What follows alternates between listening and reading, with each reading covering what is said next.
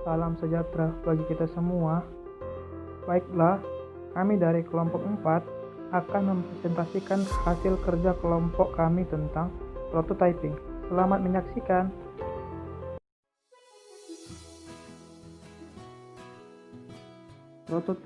Prototype merupakan suatu metode dalam pengembangan sistem yang menggunakan pendekatan untuk membuat sesuatu program dengan cepat dan bertahap sehingga segera dapat dievaluasi oleh pemakai. Prototype mewakili model produk yang akan dibangun atau mensimulasikan struktur, fungsionalitas, dan operasi sistem. Dalam pembuatan prototype, kita dapat menerapkan UCD atau User Centered Design yang cocok untuk user awam IT atau teknologi information. Dalam pembuatan prototype, kita dapat menerapkan UCD atau User Centered Design yang cocok untuk user awam IT atau teknologi information. Karakteristik UCD atau User Centered Design yaitu memahami user dan kebutuhannya, fokus pada user pada tahap awal desain dan mengevaluasi hasil desain, mengidentifikasi, membuat dokumentasi, dan menyetujui kegunaan dan tujuan pengalaman user. Perulangan hampir dapat dipastikan. Para perancang tidak pernah berhasil hanya dalam satu kali proses. Tujuan prototype: 1. Evaluasi dan feedback pada perancangan interaktif. 2. Stakeholder. Dalam hal ini user dapat melihat, menyentuh, berinteraksi dengan prototype. 3. Anggota tim dapat berkomunikasi secara efektif. 4. Para perancang dapat mengeluarkan ide-idenya. 5. Memunculkan ide-ide secara visual dan mengembangkannya. 6. Dapat menjawab pertanyaan, membantu pemilihan di antara alternatif-alternatif. 7. Mendapatkan informasi dan pemahaman tentang pengalaman pengguna. 8. Estimasi dan validasi tentang kesulitan perancangan, keputusan, dan keuntungan biaya. 9. Investigasi, eksplorasi, dan perbandingan solusi perancangan yang berbeda. Tahapan pembuatan prototipe. Identifikasi kebutuhan. Pengembang dan pemakai bertemu. Pemakai menjelaskan kebutuhan sistem, lalu membuat. Pengembang mulai membuat prototipe, lalu menguji. Pemakai menguji prototipe dan memberikan kritikan atau saran. Setelah itu memperbaiki. Pengembang melakukan modifikasi sesuai dengan masukan pemakai dan mengembangkan versi produksi. Pengembang merampungkan sistem sesuai dengan masukan terakhir dari pemakai. Keunggulan dan kelemahan prototipe. Keunggulan menggunakan prototipe yaitu: 1. Adanya komunikasi yang baik antara pengembang dan pelanggan. 2. Pengembang dapat bekerja lebih baik dalam menentukan kebutuhan pelanggan. Ketiga, pelanggan berperan aktif dalam pengembangan sistem. 4. Lebih menghemat waktu dalam pengembangan sistem. 5. Penerapan menjadi lebih mudah karena pemakai mengetahui apa yang diharapkannya. Kelemahan prototipe yaitu: yang pertama, pelanggan kadang tidak melihat atau menyadari bahwa perangkat lunak yang ada belum mencantumkan kualitas perangkat lunak secara keseluruhan dan juga belum memikirkan kemampuan pemeliharaan untuk jangka waktu lama.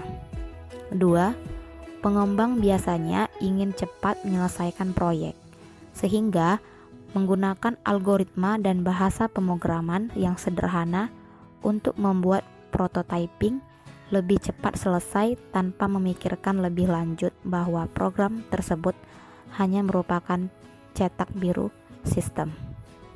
Dimensi prototyping. 1. Penyajian. Bagaimana desain dilukiskan atau diwakili dapat berupa uraian tekstual atau dapat visual dan diagram. 2. Lingkup. Apakah hanya interface atau apakah mencakup komponen komputasi? 3. Executability atau dapat dijalankan. Dapatkah prototipe tersebut dijalankan? Jika dikodekan, apakah akan ada periode saat prototipe tidak dapat dijalankan? 4. Maturation. Apakah tahapan-tahapan produk ini mengikuti revolusioner, mengganti yang lama jika dirasa sistem yang lama sudah tidak dapat mengikuti perkembangan teknologi, evolusioner terus melakukan perubahan pada perancangan yang sebelumnya. Metode prototyping. Metode pembuatan prototipe dibedakan menjadi dua, yaitu satu, metode non-komputer. Metode ini biasanya dikerjakan lebih awal dalam proses pembuatan. Jenis metode non-komputer yaitu sketsa, mock-ups. Interface atau antarmuka dideskripsikan menggunakan kertas. Baik untuk menggunakan pendapat, difokuskan pada orang dengan desain tingkat tinggi, tidak terlalu baik untuk menggambarkan alur dan rinciannya, mudah dan cepat, umpan balik sangat menolong. Storyboarding. Storyboard adalah lembaran kertas yang berisi contoh tampilan antarmuka pengguna. Dengan setiap antarmuka layar diperlihatkan pada lembar kertas yang berbeda. Suatu storyboard akan terdiri dari tampilan layar yang menggambarkan fitur sistem seperti menu, kotak dialog, dan window. Pensil dan simulasi catatan atau walkthrough dari kemampuan dan tampilan sistem. Menggunakan urutan, diagram, atau gambar. Menunjukkan kunci snapshot. Setiap halaman terdapat keterangan sehingga pengguna dapat menjelajah ke seluruh aplikasi. Cepat dan murah. Kapan storyboard ini digunakan? Storyboard dapat diperlihatkan pada teman satu tim atau pengguna potensial, sehingga orang lain dapat melihat visualisasi dan komposisi antarmuka dari antarmuka yang diharapkan serta memberi kritik. Storyboard dapat digunakan pada awal siklus perancangan yang dapat mendukung eksplorasi kemungkinan perancangan dan verifikasi awal dari kebutuhan pengguna. Skenario, hipotesis atau imajinasi penggunaan biasanya menyertakan beberapa orang, peristiwa, lingkungan, dan situasi. Menyediakan konteks operasi, terkadang dalam format naratif, tetapi dapat berupa sketsa atau bahkan video.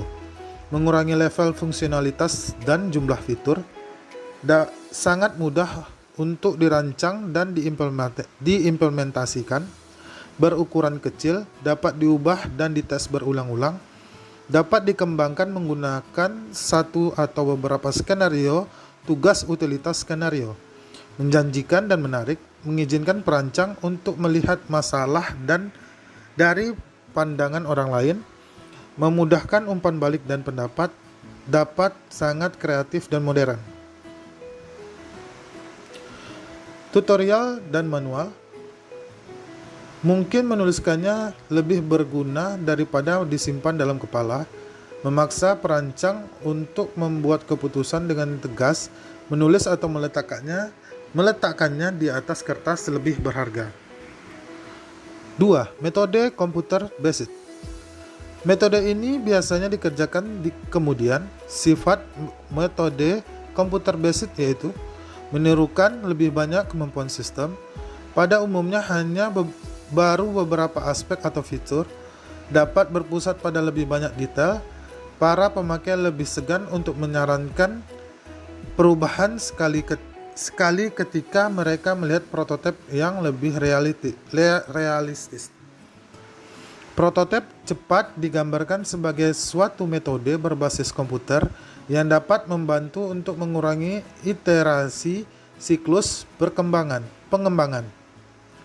Prototipe interaksi dikembangkan agar dapat dengan cepat diganti atau diubah sejalan dengan umpan balik perancangan.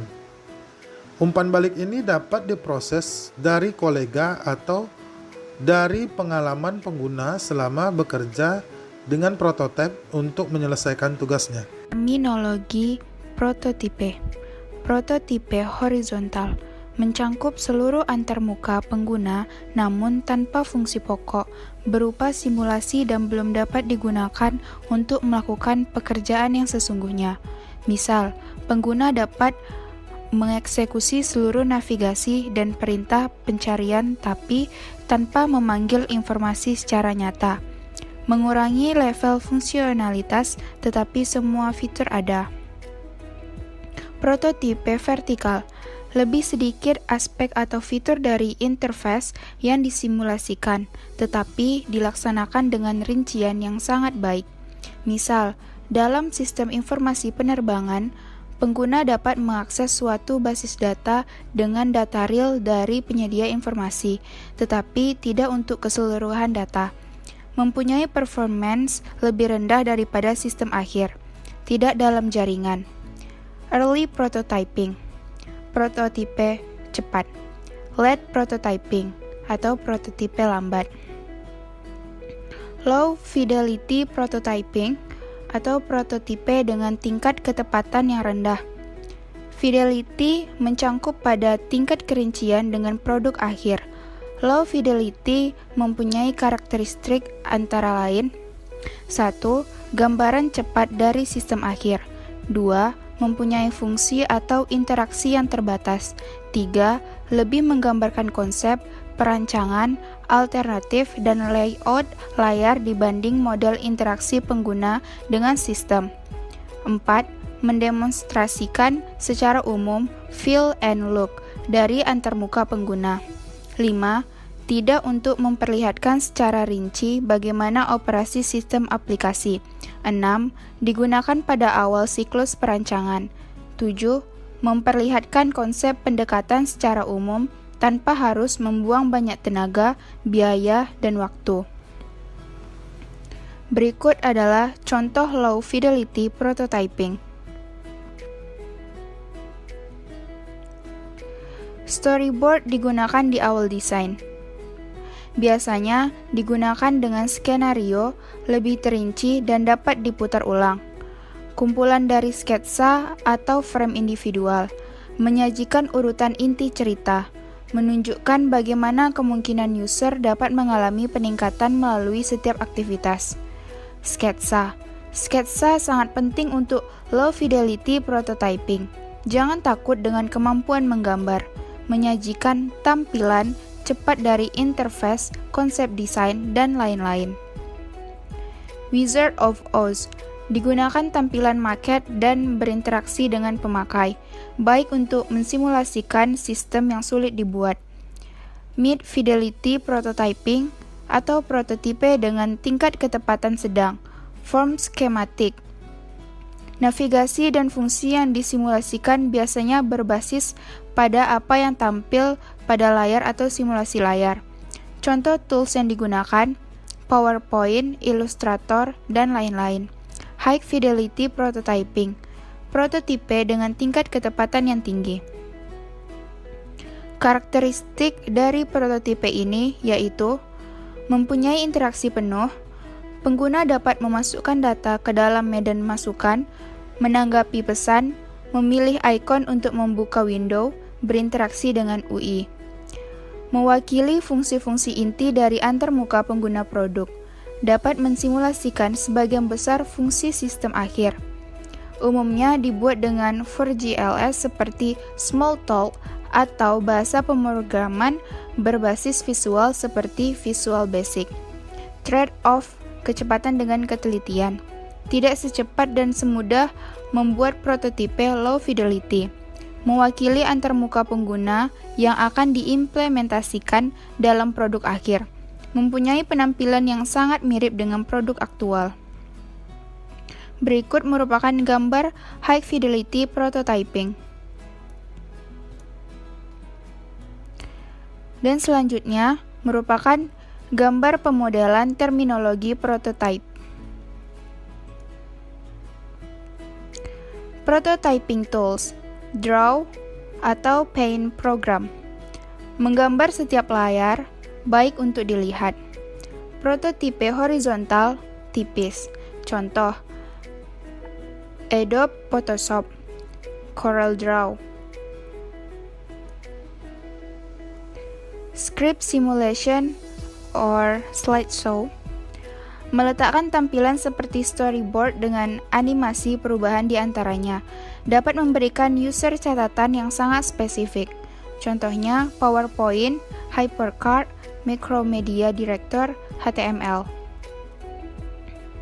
Interface Builder, tools untuk menampilkan jendela, kendali, dan lain-lain dari interface, mudah dikembangkan dan memodifikasi layar, mendukung jenis interface yang dikembangkan, mendukung berbagai macam device input atau output, mudah untuk memodifikasi dan menghubungkan layar, mengizinkan memanggil prosedur eksternal dan program, mengizinkan mengekspor teks grafik media lain. Mudah untuk dipelajari dan digunakan. Dukungan yang baik dari vendor. Contohnya Visual Basic, Delphi. Berikut merupakan contohnya. Sekian dari kelompok kami. Bila ada kesalahan mohon dimaafkan. Wassalamualaikum warahmatullahi wabarakatuh.